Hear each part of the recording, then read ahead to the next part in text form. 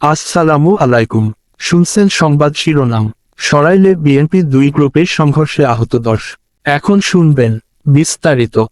ব্রাহ্মণবাড়িয়ার সরাইলে বিএনপি দুই গ্রুপের সংঘর্ষের ঘটনা ঘটেছে শনিবার 23 নভেম্বর সন্ধ্যায় উপজেলা সদরে উপজেলা বিএনপির সাংগঠনিক সম্পাদক দুলাল মাহমুদ আলী ও উপজেলা যুবদলের সদস্য সচিব নূর আলমের সমর্থকদের মধ্যে এই সংঘর্ষের ঘটনা ঘটে।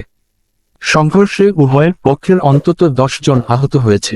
স্থানীয়রা জানায়, শনিবার বিকেলে সরাইল সৈয়দ সিরাজুল ইসলাম অডিটোরিয়ামে বাংলাদেশ জাতীয়তাবাদী তরুণ দল সরাইল উপজেলা শাখার কর্মী সভা ছিল। সভায় কেন্দ্রীয় নেতৃবৃন্দ ছাড়াও স্থানীয় বিএনপি যুবদল ছাত্রদল সহ অঙ্গ সংগঠনের নেতৃবৃন্দ উপস্থিত ছিলেন। সভা শেষে উপজেলা বিএনপি সাংগঠনিক সম্পাদক দুলাল মাহমুদ আলীর ভাই আজির উদ্দিন আহমেদ পান্না তরুণ দলের নেতা আরাফাত রহমান হৃদয়ের সাথে আপত্তিকর ভাষায় কথা বলে। এ সময় উপজেলা যুবদলের সদস্য সচিব নূর আলম আরাফাতের পক্ষ নিয়ে কথা বলে।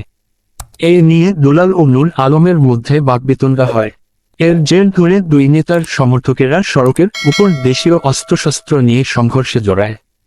প্রায় ঘণ্টাব্যাপী চলা সংঘর্ষে উভয়ের পক্ষের অন্তত 10 জন আহত হয়। এতে সরাইল ওরুয়াইল সড়কে যানবাহন চলাচল বন্ধ থাকে। পরে পুলিশ ও স্থানীয় লোকজনের হস্তক্ষেপে পরিস্থিতি নিয়ন্ত্রণে আসে।